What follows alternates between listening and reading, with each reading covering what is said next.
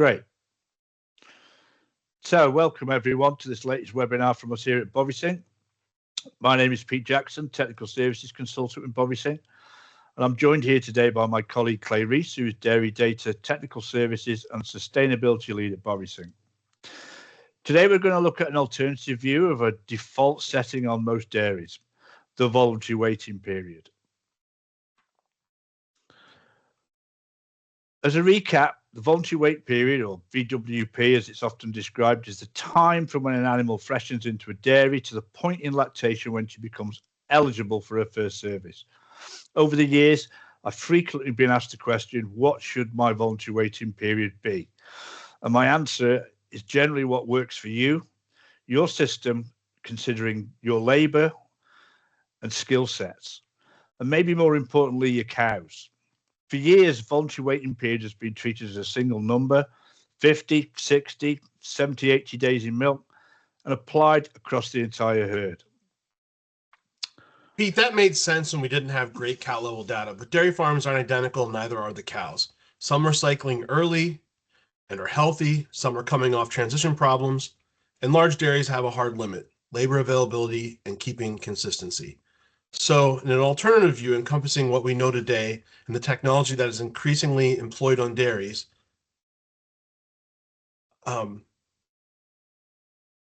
then maybe we should think about the voluntary waiting period on some dairies as not so much as a date, but we should be viewing it as something more than that, a gate into the eligible breeding window. We'll look at how to decide who goes through that gate early, who needs more time, and who needs a structured submission program. Let's start with economic reason, and this matters. What are we actually optimizing? That old logic often tries to optimize milk per cow. Let the high producers milk, but in confined, high throughput systems, the profitability lens shifts to production per slot per day. In other words, what's that stall producing, not just the individual cow. If we extend lactation for a high producer, we might feel good about the milk shipped, but we may be quietly creating opportunity cost. Delayed next lactation, delayed calves, delayed genetic progress, and putting that cow into an at-risk situation for her next transition period, particularly if she gains excess body condition score, and the very real problems associated with that for the next lactation. Yeah, it also creates a predictable operational problem. Blanket delays can create a late-bred tail. Large dairies can't afford these tails. They need repeatable flow. That's why modern data, systems that flag health events, sensors, and increasingly genomic data, lets us stop guessing and start targeting cohorts through the voluntary waiting period gate. So let's now talk about the first reality check. Biology and health override calendars. Pete, a big voluntary waiting mistake is assuming clinically fine means biologically ready. Postpartum uterine disease and systemic inflammation can have lingering fertility effects. Uterine involution takes approximately 40 to 50 days from the fresh date for the uterus to return to normal and be in a position to accept that next pregnancy. This process is compromised for those cows with transition diseases, especially metritis. Yeah, so for these cows, Clay, eligibility should probably not be a calendar only. It should be health gated. On large dairies, that's how you stop wasting services and semen and stop pushing compromised cows into a system that is too early for those. The point is not delay everything, it's delay the right cows and keep the rest moving. It's also worth pointing out that we shouldn't be using extended voluntary waiting period to mask suboptimum transition cow or heifer rearing programs. These need fixing irrespective. So now let's deal with the milk curve timing, especially in first lactation animals. A lot of voluntary waiting period decisions are still driven by an old assumption: breed early, lose peak milk.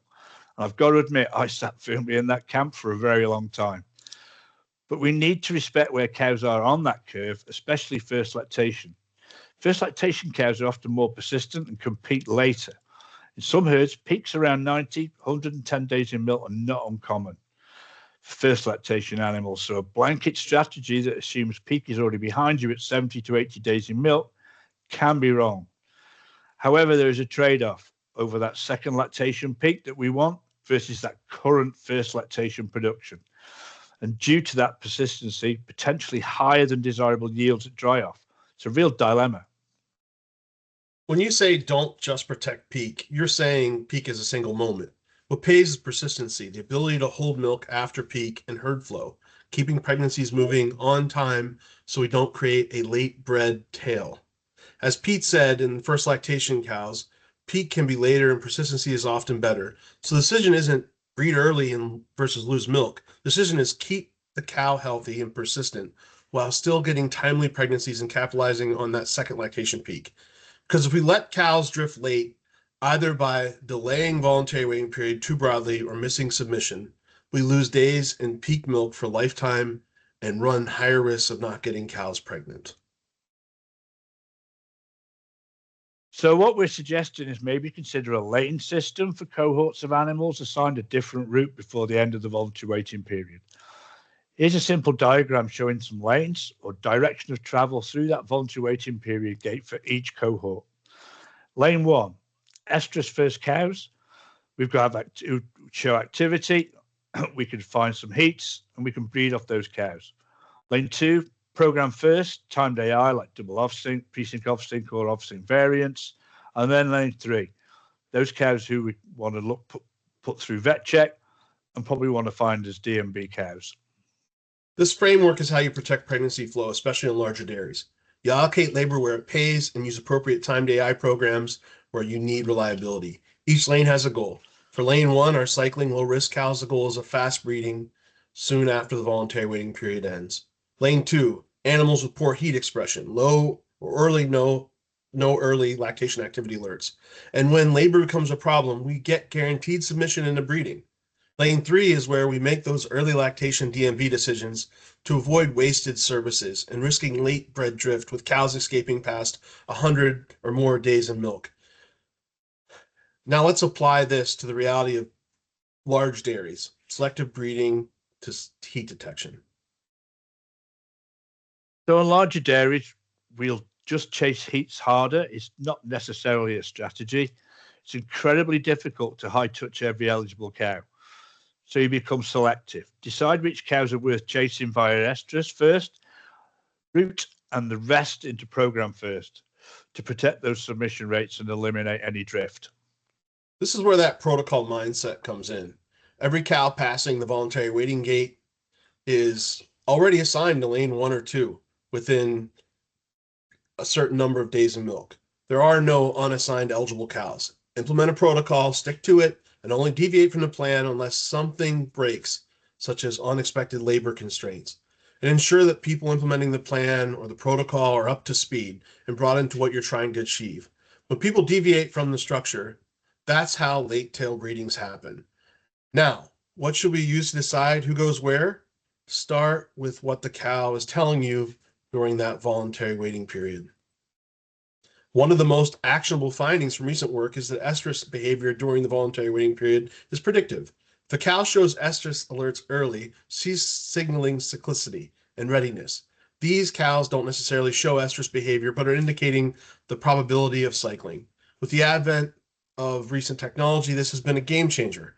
Operationally, this is huge for dairies because you can pre-assign lanes, default via protocols before the cow even becomes eligible and eliminate intervention that is probably inappropriate for these cows, reducing cost and increasing labor efficiency. Yeah, and importantly, Clay, the advantage often shows up not through increased pregnancies per AI, but because submission is consistently better, which shows up later in pregnancy by percentage of eligible cows pregnant by 100, 150 days in milk metrics. These are lagging metrics, so we're always looking over our shoulders to some degree, but they can point to how well you've been doing. Good KPI goal to aim for. Your regular monitor is your 21-day insemination and pregnancy risk. So now let's take up a level. Stack signals to create supergroups or cohorts for each of these lanes. Single lanes are useful, single signals are useful. Stack signals change the game.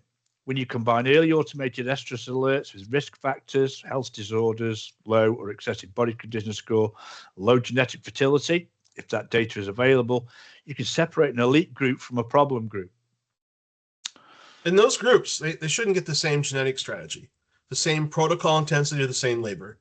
That elite group, healthier, potentially more fertile, and more often than not genetically superior, get priority AI at estrus and high-end premium sex genetics for the dairy heifer pipeline. Problem groups get structured timed AI and early interventions, or earlier stop-loss decisions. This moves nicely into how genomics and semen strategy, particularly sexed and beef, fit into lane logic. This slide is an operational shortcut. In the rows, we have the lanes. The columns are the value tiers. Who deserves which semen? It's not rigid. This is just a template. The goal is consistency.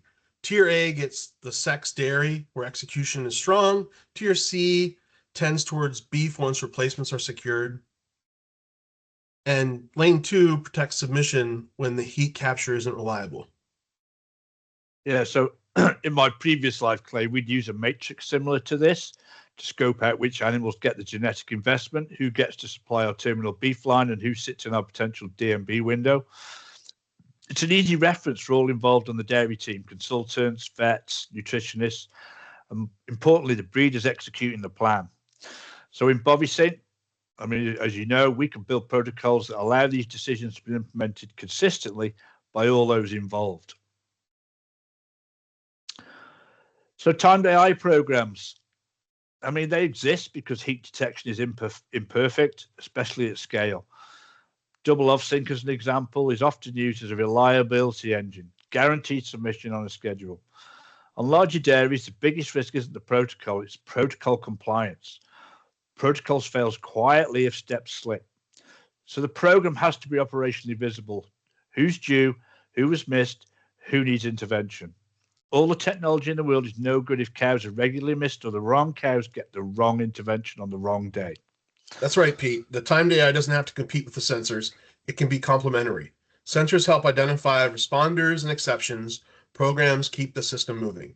Now we widen the net. Activity plus rumination is your early warning system. Yeah, so rumination and activity trends let you manage by exception. If rumination is suppressed and activity is flat, that cow is telling you something, often before you see it in the parlor. These are exactly the cows that shouldn't be also bred just because they hit a certain days in milk. They belong in that whole vet check or straight to program first once they're stable. This is how you protect labor. You don't spread attention across every cow. You target attention where the return on investment is the highest. So what does success look like? Clay. So here I got it, Pete.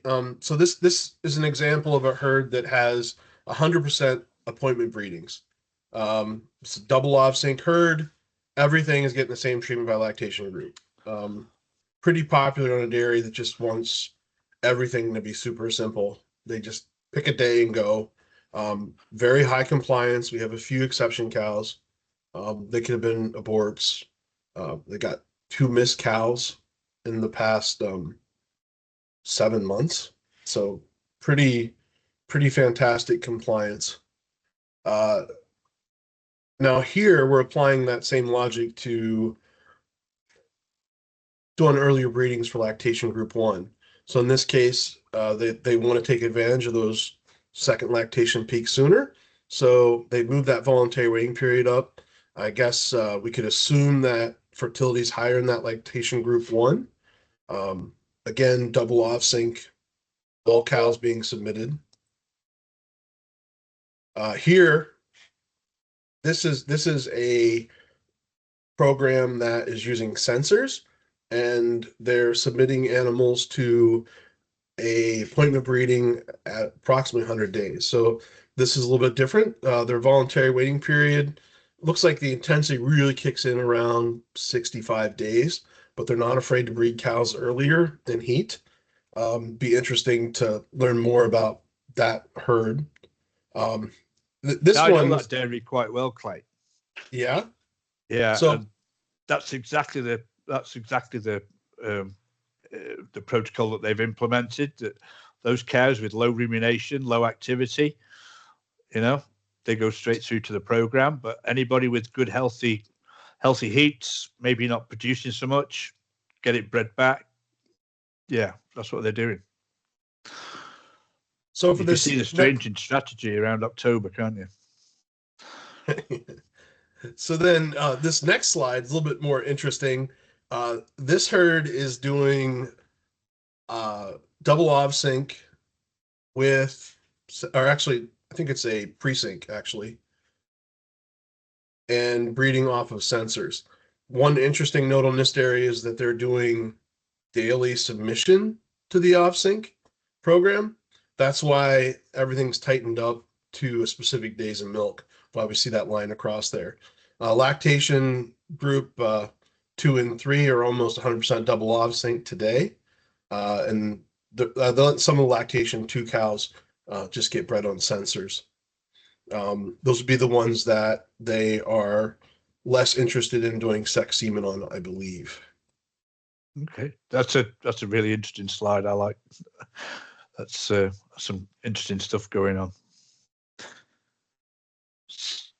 So, in our opinion, a strong target for progressive dairies today is 30% 21-day pregnancy risk. That's the speedometer.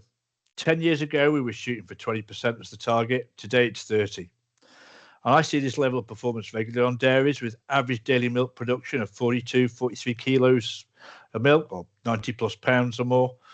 High production, high reproduction can go hand in hand. High producing cows do breed back.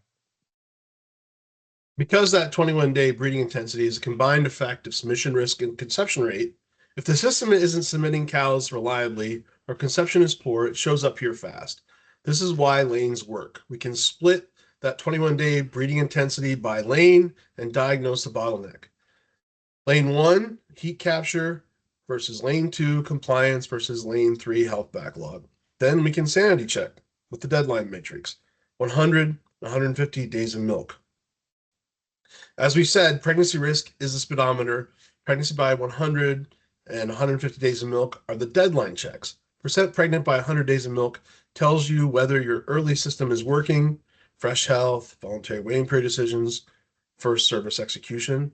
I don't think 50% or greater pregnant at 100 days of milk or 80 to 85% pregnant at 150 days of milk for eligible cows are unrealistic targets, particularly for the cows we have today. Yeah, percent pregnant by 150 days in milk. It's a good single outcome metric because it captures submission, conception, pregnancy diagnosis flow, and whether we have cows that are getting stuck. Now, what is the relationship with 21-day pregnancy risk and percent pregnant at 150 days in milk? So as a quick note on this, you won't find this exact table in a journal anywhere. It's a simple calculation in an attempt to try and explain why 21-day breeding intensity is the lever that moves percent pregnant by 100 and 150 days in milk. Try and think of 21-day pregnancy risk or breeding intensity like this. In every 21-day window, a certain percent of eligible open cows get pregnant. If breeding intensity is 30%, that's roughly 30 out of 100 eligible cows in that window. So if 30% get pregnant, that's 70% don't. And if that repeats over multiple 21-day windows, the still open group keeps shrinking, assuming everything is static. No more animals enter. That's why pregnancy risk or breeding intensity drives the finish line. In this example, we assume cows become eligible at 60 days in milk. By 100 days in milk, they've had about 40 eligible days, roughly 2 21-day windows. And by 150 days in milk, they've had about 90 eligible days. So that's about 4 windows. Thanks for putting this table together, Pete. If the breeding intensity is 25%, you end up with 70% pregnant by 150 days of milk. If it's 30%, you're closer to the high 70s. 2 important caveats. Real herds aren't perfect math. There are health holds, calling, pregnancy loss, and different protocols. So don't treat this as a prediction, purely as a guide. The takeaway is simple. If you want more cows pregnant by 150 days of milk, improving 21-day breeding intensity by improving submission or conception is the most direct path. So economics is where targeted voluntary waiting period wins. Late bred tails create compounding costs, increased labor, extra semen, protocol churn, pen flow disruption. Reported cost for an extra day open continues to range from $3 to $5 per cow per day. Remember, these numbers are business specific. With some dairies, excess days open is having a much higher economic impact than others when you take into account milk price, income over feed costs, milk cow values, and replacement costs. And the semen strategy interacts with pregnancy flow too. A sex dairy plan only works if you reliably generate enough pregnancies in the right tier. Beef on dairy only becomes true advantage when replacement needs are met, and your breeding intensity supports predictable outcomes. So the key message, price these decisions with scenarios, not intuition. What happens to throughput if breeding intensity is 25% versus 30%? Excuse me. And what happens to replacement inventory if tier A conception or submission changes? Let's close with a Monday morning plan you can actually execute. Implementation is where most strategies die. Keep it simple, define lane rules and make them visible. Decide health-gated eligibility rules, identify automated estrus alerts during voluntary waiting period routing, consider a genetic tier plus semen defaults, and take into account parity considerations. That's only set up the protocols. Every cow crossing voluntary waiting period is assigned to lane 1 or 2 within X number of days in lactation. Weekly review those late bred tail by lane and audit protocol compliance. Yeah, and keep the scoreboard tight. 21-day breeding intensity trending to 30%, 70 to 80% pregnant by 150 days in milk, plus a dry off risk check so you don't create downstream problems. If I can sum up this whole presentation in one sentence, it's voluntary waiting period is the gate, lanes are strategy, and the scoreboard tells you whether it's paying. Thank you very much, everybody. Thanks, Pete, for putting this together. A pleasure.